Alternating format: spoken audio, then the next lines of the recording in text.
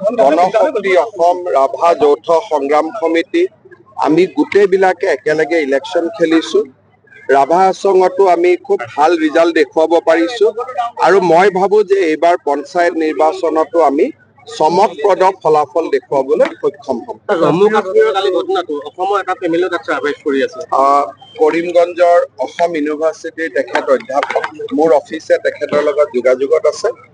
মই ভাবো যে তেওঁক আমি নিৰাপদে উভতাই আনিম। অৰুণাচলৰো বায়ু সেনাৰ সৈনিক এজনৰ যোৱাকালি এই ঘটনাত মৃত্যু হৈছে। আমি তেখেতৰ নশ্বৰ দেহু নিশা 11:30 বজাত আহি পাব।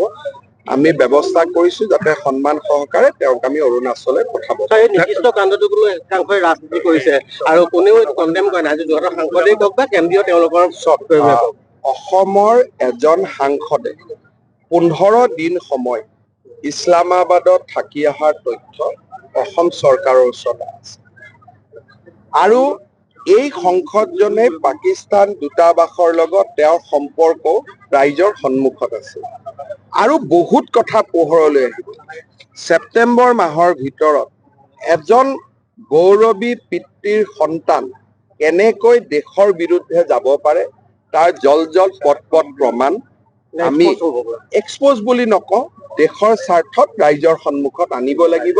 আৰু মই আজিয়ে কৈছো যে 15 দিন ভাৰত চৰকাৰক নোকোৱাকৈ ইছলামাবাদত থাকি অহাৰো আমি প্ৰমাণ পাইছো আৰু বিভিন্ন প্ৰমাণ আমাৰ হাতত আছে। গতিকে মই ভাবো যে তাতেই কিজানি নামাজ পঢ়িব শিকি আহিছে, যি ধৰণে নামাজ পঢ়ে। গতিকে এই গোটেই কথাবোৰ ছেপ্টেম্বৰ মাহৰ ভিতৰত আমি জনতাৰ সন্মুখলৈকে আনিম। পাকিস্তান আমাৰ ডাঙৰ শত্ৰু, কিন্তু দেশৰ ভিতৰত থাকি পাকিস্তানৰ গুণগান কোৱাসকল তাতকৈ ডাঙৰ শত্ৰু। এই কথাটো আমি মনত ৰাখিব লাগিব। বাহিৰৰ মানুহজনক দেখিলে গম পাওঁ ই আমাৰ শত্ৰু, কিন্তু নিজৰ জনক ঘৰত থাকিলে আমি গম নাপাওঁ এওঁ আমাৰ শত্ৰু। যি নহওক বিভিন্ন জনৰ সহায়ত আমি বহু দূৰ আগবাঢ়ি গৈছো। ছেপ্টেম্বৰ মাহৰ 30 তাৰিখৰ আগতে আমি প্ৰতিবেদন জনতাৰ কি আওতালৈ আহে নাহে সেই সময়ত দেখা যাব, কিন্তু বহুবিলাক প্ৰমাণ আছে আৰু বহুবিলাক বিস্ফোৰক তথ্য ৰাইজৰ সন্মুখলৈ আহিব। মই এছেম্বলিটো কৈছো পাকিস্তানৰ লগত পৰিয়ালটোৰ সম্পৰ্ক স্পষ্টভাৱে আপোনালোকে দেখা পাব। তাত কোনো বিশ্লেষণৰ কোনো কথাই নাথাকিব। It will be black and white.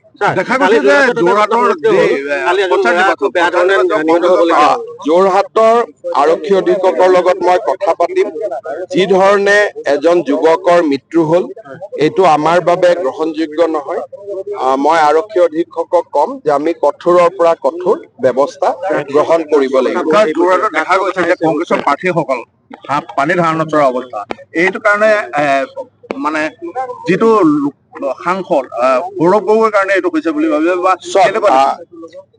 সাংসদ গৰাকীৰ লগত দত্ত বুলি এজন মানুহ থাকে, তেওঁতো গোটেই গুৱাহাটীতে পইচা তুলি আছে ইলেকশ্যনৰ কাৰণে, যোৰহাটত পইচা আহিব লাগে বুলি গোটেই ধুনীয়াৰ পইচা তুলি আছে। এতিয়া পইচা প্ৰাৰ্থীসকলক দিছে নে নাই, এইটো প্ৰাৰ্থীসকলক দিছে নে নাই মই নাজানো, কিন্তু বিহুৰ সময়তে যোৰহাটৰ মানুহক কৰবাত চান্দা এটা দিব লাগে বুলি হুঁচৰি দল এটা আহিলে বঁটাখন আগবঢ়াই প্ৰণাম জনাব লাগে বুলিয়ে ইয়াত থকা নাই। এইবিলাক কথাটো মই ইলেকশ্যনৰ আগতো কৈ গৈছিলো, কাৰণ সৰুৰ পৰা মই দেখিছোতো। ৰাইজেতো এতিয়া দেখিছে, কিন্তু মইতো বাচ্ছাৰ পৰাই দেখিছো। গতিকে মই কোন বগা কোন কলা কোন ৰঙা কোন হালধীয়া মই ভাল কৰি বুজি পাওঁ। দেখা গৈছে যোৰহাটত একক সংখ্যাগৰিষ্ঠতা পাই পঞ্চায়ত দখল কৰিব বিজেপিয়ে। চাওক, অসমত আমাৰ ভাল হ'ব, বাকী জিলাৰ পৰিৱেশ অনুসৰি কৰবাত 100%, কৰবাত 90%, কৰবাত 80% হৈ থাকিব। কিন্তু আমাৰ কৰ্মীসকল এইবাৰ যথেষ্ট আত্মবিশ্বাসী। মই যোৱাকালি শিৱসাগৰতো আছিলো, তেওঁলোকে ভাবে যে এইবাৰ ভাল ৰিজাল্ট। মই কলো ইতিমধ্যে যে মই এছপিৰ লগত কথা পাতিম, আমি কঠোৰতম ব্যৱস্থা আমি ভাল ব্যৱস্থা ল'ম। আপোনালোকে অকণমান মোক সময় দিয়ক, মই হিতেন দায়ো মোৰ লগত কথা পাতিছে, আমি খুব শক্তিশালী ব্যৱস্থা ল'ম। কেবিনেট বৈঠকত আপোনাৰ যিখিনি কথা শুনা গৈছে সকলোখিনি মোটামুটি শেষ হৈছে, কিন্তু ইয়াতে আপোনাৰ যি জাজিমুখৰ দলং কথা কোৱা হৈছে কিন্তু সেই কাম কোনো তাৰো কিজানি এষ্টিমেট চলি আছে, মই চেক কৰি ল'ম। কাম যি আছেতো গোটেইখিনি হৈ আছে, গতিকে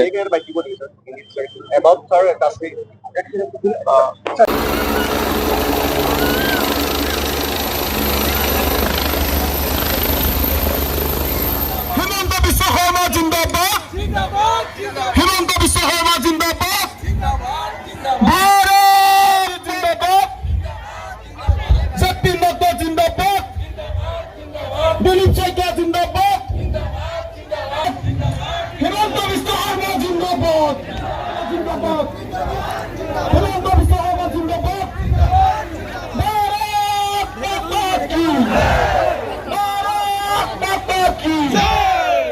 সকলোৱে বিহু চালে, হুঁচৰিও চালে, সকলোকে মই অসমীয়া নখ আৰু বহাগ বিহুৰ শুভেচ্ছা যাচিছো।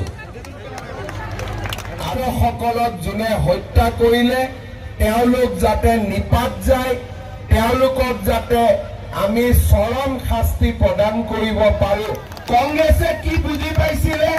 লুঙি বুজি পাইছিলে, ধুতি বুজি পাইছিলে, সূতা বুজি পাইছিলে, কম্বল বুজি পাইছিলে, আঁঠুৱা বুজি পাইছিলে। তেওঁলোকে মিটিং পাতিব, বোলে আজি সূতা বিতৰণ কৰিম। মহিলাসকলে লাইন পাতি ৰখি থাকে, ৰখি থাকে, ৰখি থাকে। একমুঠি সূতাৰ কাৰণে 2-3 ঘণ্টা লাইন পাতিব লাগে। ক'বৰ কাৰণে ক'ব নালাগে। চৰকাৰে লুঙি ধুতি দিব লাগে নে অৰুণোদয় দিব লাগে? আপোনালোকে কওক, কি দিব লাগে আপোনালোকে কওক? আজি কংগ্ৰেছে মোক বেয়া পায় কাৰণ মই লুঙি ধুতি দিয়া নাই। মই কৈছো নহয়, মই অৰুণোদয় দিম। প্ৰথমবাৰ আমি তিয়ক মৰিয়নিত 16,000 পৰিয়ালক দিলো, তাৰপিছত 22,000 পৰিয়ালক দিলো। এইবাৰ আমি 40,000 পৰিয়ালক আমি অৰুণোদয় আঁচনি দিম। প্ৰপত্ৰ ফৰ্ম চব কাম হৈ গৈছে। মোক ৰূপজ্যোতি কৰ্মী হিতেন গোস্বামীয়ে কৈছে যে নহয়, 40,000 পালে ভাল হৈছে, কিন্তু আৰু 4-5,000 যদি পাওঁ সমষ্টিৰ গোটেই দুখীয়া মানুহে অৰুণোদয় পাই যাব। মই আজি সভাতে ঘোষণা কৰিছো, তিয়কৰ কাৰণে আৰু 4,000 অৰুণোদয় দিম, মৰিয়নিৰ কাৰণে আৰু 4,000 অৰুণোদয় দিম, যোৰহাটৰ কাৰণে আৰু 4,000 অৰুণোদয় দিম, তিতাবৰৰ কাৰণে আৰু 4,000 অৰুণোদয় দিম। কংগ্ৰেছে মোক বেয়া পালে পাই থাকক, কিন্তু মই মোৰ কাম কৰি গৈ থাকিম। কৈ থৈ গলো, ছেপ্টেম্বৰ মাহলৈকে আপোনালোকে গম পাব যে এইগৰাকী কংগ্ৰেছৰ সংসদে চৰকাৰৰ পৰা লুকাই 15 দিন পাকিস্তানত থাকি আহিছে। তাৰো প্ৰমাণ মই আপোনালোকক ছেপ্টেম্বৰ মাহৰ ভিতৰত দি দিম। সেই প্ৰতিশ্ৰুতিও মই আজি আপোনালোকক দিছো।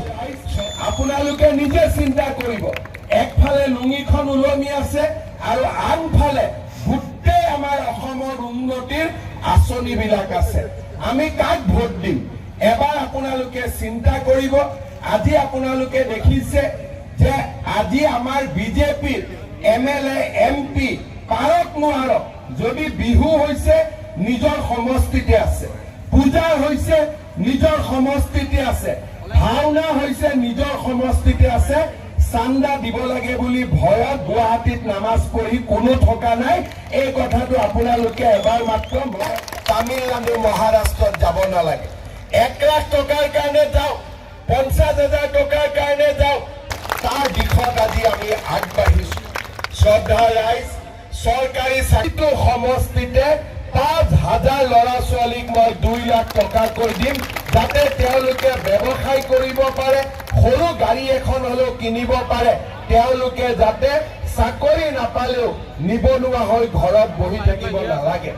শ্ৰদ্ধা ৰাইজ, আপোনাৰ যদি কোনোবাই কৈছে মই মুছলমান, তেতিয়া উগ্ৰপন্থীসকলে কয় যদি শুনাব পাৰিছে বাচি গৈছে, আৰু যদি শুনাব পৰা নাই তেতিয়াহ'লে সেই আমাৰ লোকসকলক নিৰ্দোষ